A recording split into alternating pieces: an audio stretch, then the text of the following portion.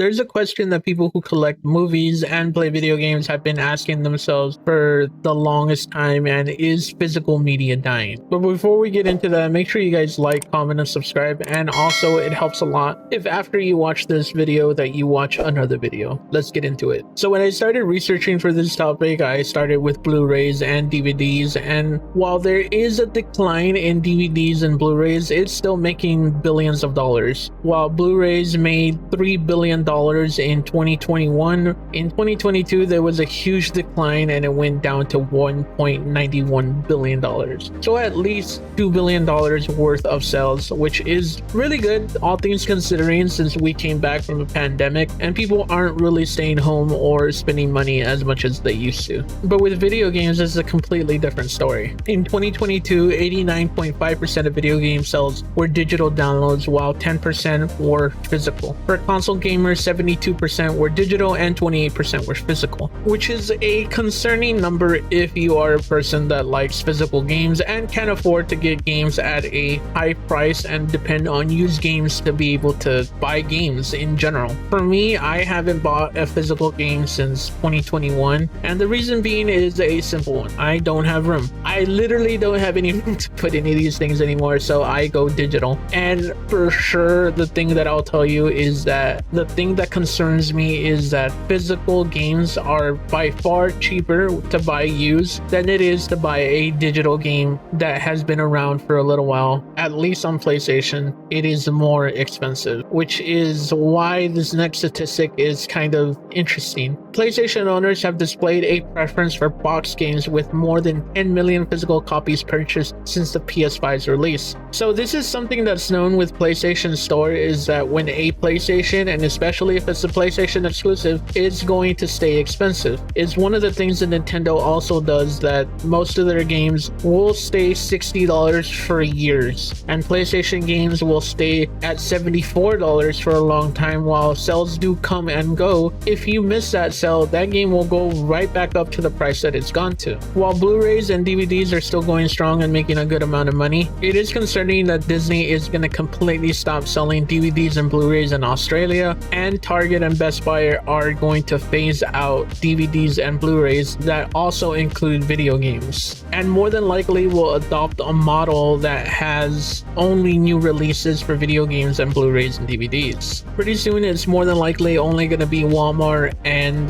GameStop that sell these video games, or online retailers, and as a gamer that is going to completely hurt our pockets. But there's also a concern for what happens if one of these companies disappears. An example that we can go to is Google Stadia, that completely disappeared off the market and Google kind of just gave up on it. Now all those digital games that you bought on Google Stadia are completely useless, along with the peripherals that you use with the controllers. If you didn't get on at a certain time to activate those controllers, they're completely useless now. They don't work. You can't use them for PC, and you also can't use them for anything else. It's just essentially an old retro device that you have, and that you have as a memento of time that Google tried to do something and didn't go full through as they usually do. My hope, with the inevitability that video games are going to go digital in the near future, with 94% of all the sales being digital in 2022 and 76% of GTA 5 sales were all digital, is that they don't price gouge us.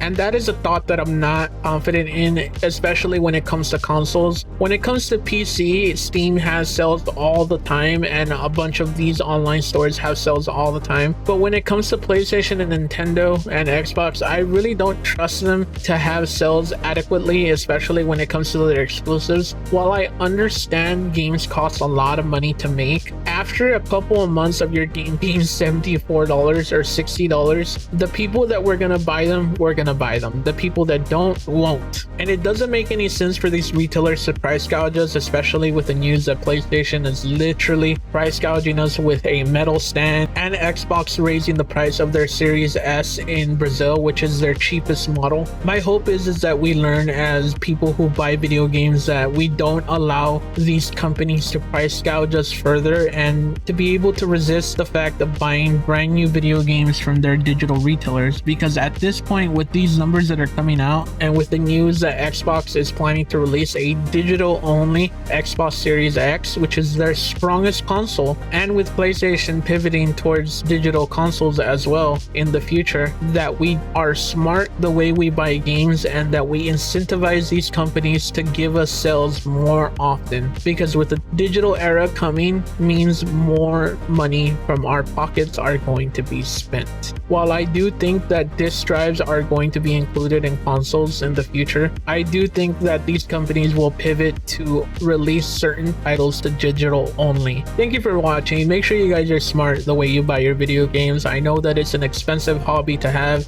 and for me it's something that I've been doing since I was a kid. Make sure you guys like, comment, and subscribe. And sorry this is so late. I've been going through these capture cards like water. Like, look at this. Like, this is my third capture card that I have, and I bought a really good one recently, an Elgato one, and I received it broken. No joke. Like, my capture card that I bought from Amazon it came in broken. So right now I'm recording off my phone. I'm sorry it took so long. I was hoping that I would get the capture card yesterday, not broken, but unfortunately I did get it broken. Make sure you guys like, comment, and subscribe, and this has been the after show. And also, if you can, watch another video. It helps so much. Remember, you're pretty good.